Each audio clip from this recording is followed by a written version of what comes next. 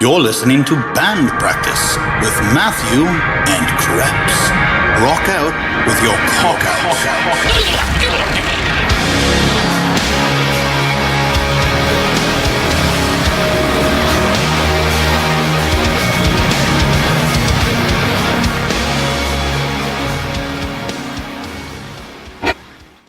So we're recording now. Are we? Yes, and Kreps is on the phone. Hi. Yes, successful call-in.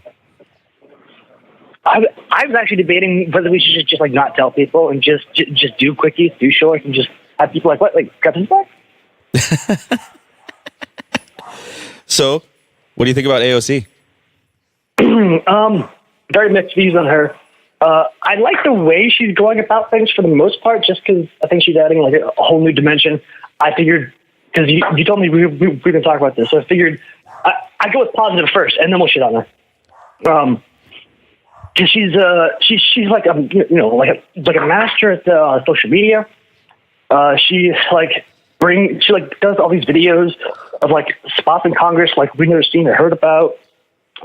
Really funny. She stays pretty relevant. I love when what was it? I think it was people in her own party were telling her to like get in line, fall in line, stop causing so much shit.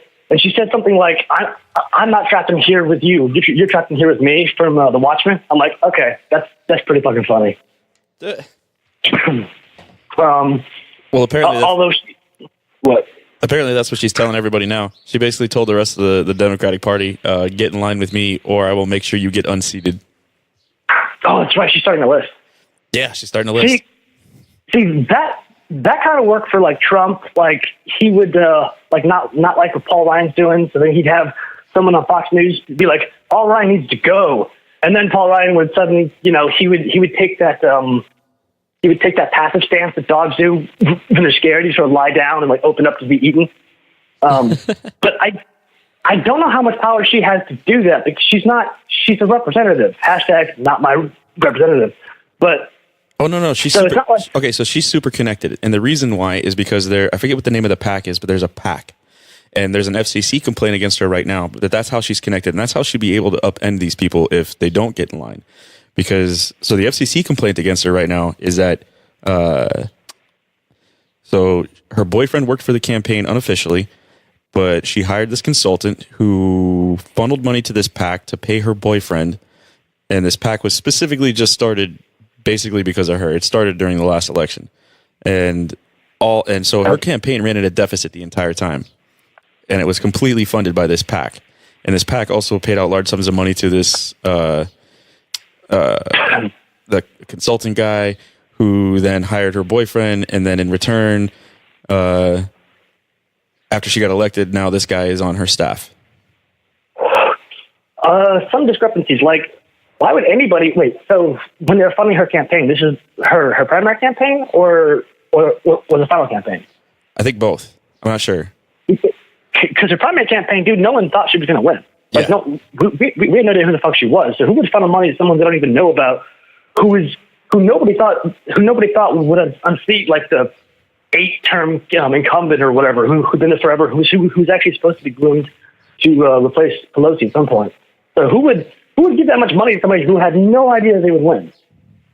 No idea. Or do they just do that kind of like they just like have money that they allocate, they just kind of give to everybody? I don't know. I mean, I don't know. Apparently, the PAC is supportive of the new wave of democratic socialists and things like that. So I don't know. But yeah, so that complaint's going through. And we talked about it before. She is the democratic opposite of Trump. Yeah, I told you I was thinking of the end of Batman Begins when Commissioner Gordon's like, I'm thinking about like escalation. He goes, and Batman's like, what do you mean? He's like, well, cops start wearing bulletproof vests, and then criminals start buying armor-piercing rounds, and it just escalates. I'm like, this is definitely like a mirror image of Trump in that she's got no political experience before this. She kind of came out of nowhere. No one thought she'd win. She's kind of loud. She picks her battles fairly well, but then she'll get really like super triggered, like when and this is like a huge knock on her for me, which was when his name, Ben Shapiro offered like $10,000 to her charity or whatever, just to debate her. You could just say no, but she had to make it seem like it was personal. She's like, "Oh, this is just the equivalent to catcalling," and it's not. And I don't think she thinks that, but it's really popular to do sexual harassment stuff right now. Yeah, it is. Then what else? Oh, and then recently she came out and she's paying her staffers more, like, out of the gate, and she's like talking about how, I'm paying them a living wage. It sounds great, just like, the fight for 15 and all that shit. Yeah, well, they're capped at 80. Yeah, 80, 82, I think. But like the median staff manager makes like 120. Like a seasoned veteran who's like, on like McConnell staff or something, who's been there forever, makes 120. So you don't want to stay there because you're never going to make 120. Why? With her, why cap it at that? Because then then her staffers don't legally have to disclose any other money they make on the side. Which, now, we don't know if that's why she did that, which is it's very Trumpian, where you just do a thing, and there's several reasons why it could be, why that could have been done, and some of them are shady, and some of them are good, but we have no idea because we don't know, she doesn't say anything about it. She just does do certain things. Yeah.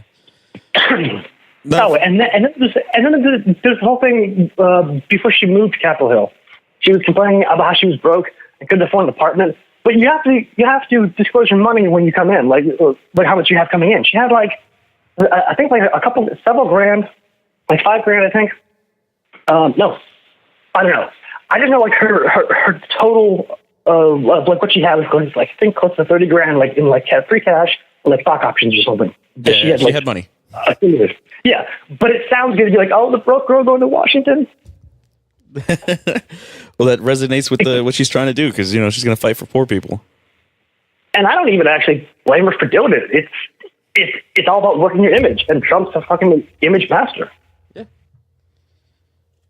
I mean, like, even with the whole, even though nothing happened with the Trump in Hanoi, my friend who writes for Bloomberg put a video up on Instagram. He was talking about. He goes, okay, so nothing really was like, decided upon and nothing would change. But here's the takeaway here.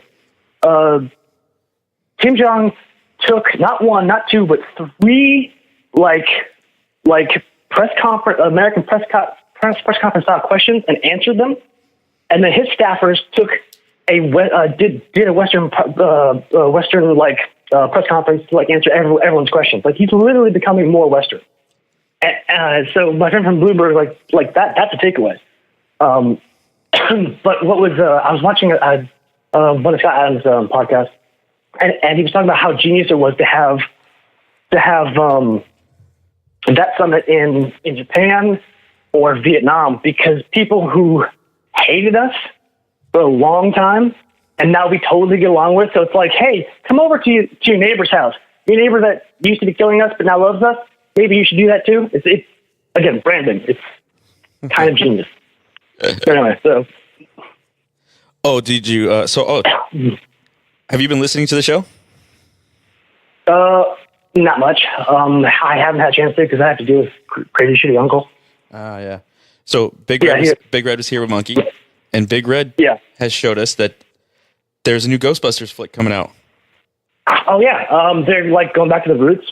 Yeah. I don't know because it's first of all, Harold Ramey's dead, and Harold Ramey was a soul of not just that, but like all the movies, like Caddyshack, and all, like he wrote those or had a major hand in it, and that was actually one of my problems with the all girl Ghostbusters movie is they would do a joke, and I'm like, I know Harold Ramey would have had a better joke there, or he would have done it at all. Like you could physically feel his presence like not there.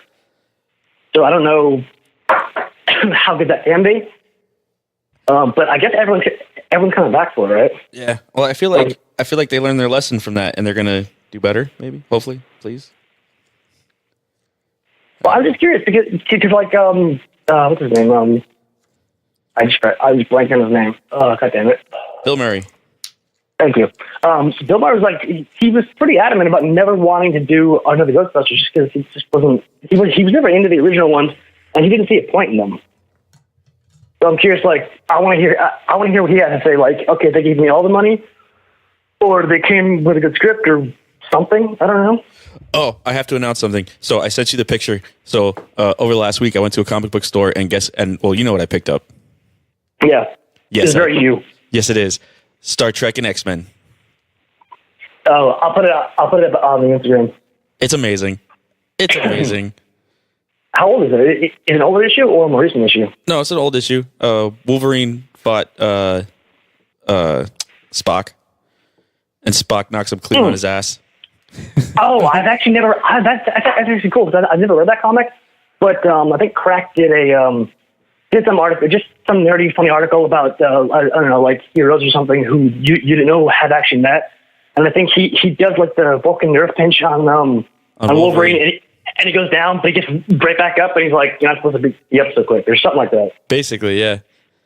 He knocks him out, and then Bishop and Jean Grey and Cyclops are standing there, and they're like, "What'd you do to him?" And he explains the Vulcan nerve pinch, and then he gets up, and Spock's like, "What the fuck?" And Wolverine's like, "It's called a healing factor." Yeah. Although it's funny because Rogue can kind of do that too. A bit more damaging. Speaking of X-Men, what did happen to that fucking Gambit movie with what's his face that we were supposed to get that I've been hoping would never come out, but now just I hear nothing? Who cares? And I hope it stays away. I want confirmation though, because I know that when Disney bought Fox, they have like a written agreement that Fox gets to basically do everything they have on the docket for the next 2 years, and they can't fire anyone from Fox yet. So we're still going to get some Fox stuff coming out. That's why we're getting the Dark Phoenix. Yeah, which I saw the recent trailer. It looks interesting. I'm not sold yet. I've been hurt before. But you and I talked about this like so many times. Like we already did that, and why are you retreading a 30-year-old storyline that was good, but you already tried it. It didn't go well. There are so many other storylines you could do. Why are you going back to this one? Yeah, but this time it's going to be better. Yeah, it's just like socialism. Exactly. Oh, this time it's going to be the best ever. Whatever. But, whatever. This one's going to have Michael Fassbender in it, so whatever. Yeah. The new Hellboy actually looks pretty cool. Yeah, it does.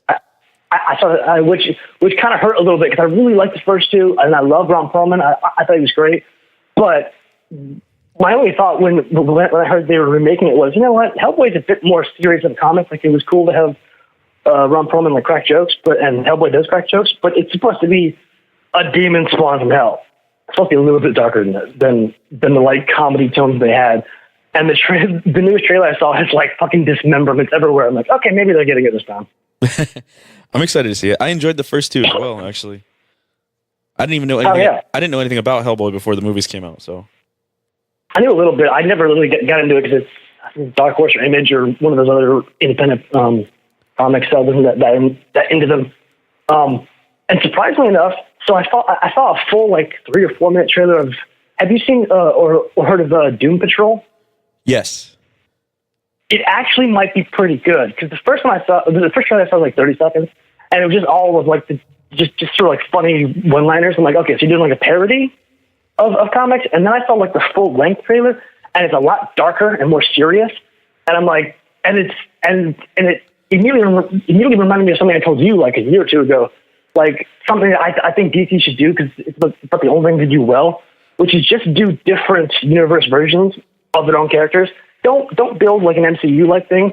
You can do like a darker Batman or a dark Superman because they have so many different versions of so many different characters, and they're really really good at kind of the same way that the TV shows for DC are really good, but the movies suck. So they do better when they keep all their universes kind of separate. Because Doom Patrol has Cyborg, but we already have Cyborg in the DCU. The black Cyborg guy. I think it's the same guy. I think it's the same character. It's not the same actor, but I think it's the same character. I don't know. DC's got a lot of stuff going on, and then Shazam's coming out too, which I'm curious. Is that supposed to be connected or not? I don't know. I'm hearing mixed stories. It seemed to be a little bit lighter tone, which I think DC couldn't hurt. Yeah, it couldn't hurt because they were trying to make like Superman dark, and it just wasn't like I like Man of Steel, but the most telling thing about Man of Steel was somebody re-edited that entire movie, and all they changed was they added more contrast, like in Dark Knight, how you would have, you'd have like a flaming bat signal, but surrounded by darkness. You had that really cool contrast, and when you just add more light to that movie, it's a completely different movie. I don't know. I enjoyed Man of Steel. I think that was one of their successes. That and Wonder Woman. Have you seen Aquaman yet? What? No, I haven't, because isn't it basically like Black Panther, but the bad guy wins and he's actually the good guy? I don't know. I haven't seen it yet either. I mean, it looks fun, except for the underwater scenes. It kind of make me feel like I'm watching Shrek again, just because the CGI looks and the way they move kind of looks a lot like Shrek to me. That'll do, Donkey. That'll do. Although I do love Jason Momoa, it's kind of bothering me how, like, I don't mind that he's making Hawaiian sexy, but have you ever been to Hawaii? I have not. They are not sexy people. Not on the whole. They all kind of look the same in that they're all kind of frumpy and they have like big limbs. Now, it doesn't mean that it can't be attractive. I think every ethnic group like has like these like really attractive people that can come out of it. But when you actually go to Hawaii, there's only like 4 attractive women, and they meet you at the gate and they put the lei on you, and then you see him at like every luau, and then there's Jason Momoa, and then there's also the guy who like that you pay to teach you how to surf, who is also Jason Momoa, and that's it. There's nobody else attractive. All right. How's Savannah? It was good. We didn't do anything. Other than it being like a beautiful city, I don't know what there is to do there. I know I've been there, but it's been probably like 20 years. Oh, so they have the river street, like a river walk. It's all like cobblestone streets and shit, but the cobbles stones or whatever are actually ballast from the old ships. They used to come in and sell slaves and buy cotton and shit. It's kind of cool.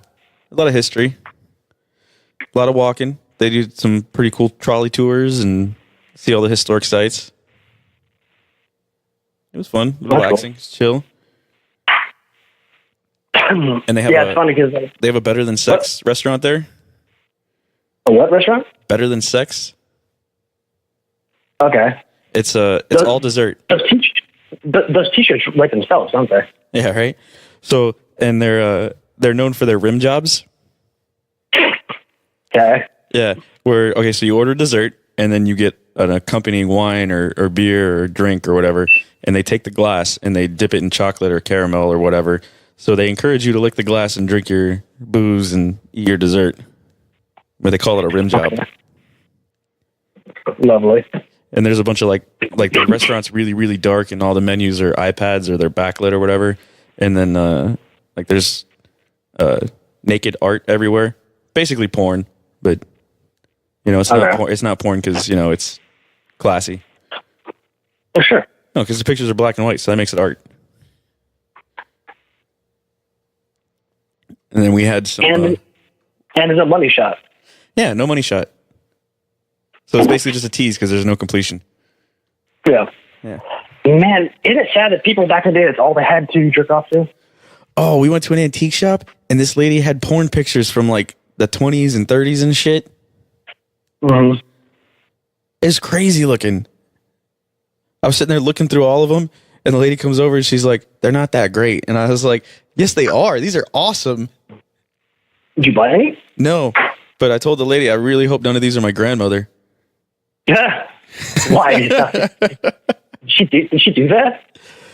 No, I don't know. Maybe. If she did, I guarantee you she's not telling me. Oh God, I saw that someone put a meme on Facebook. It said something like,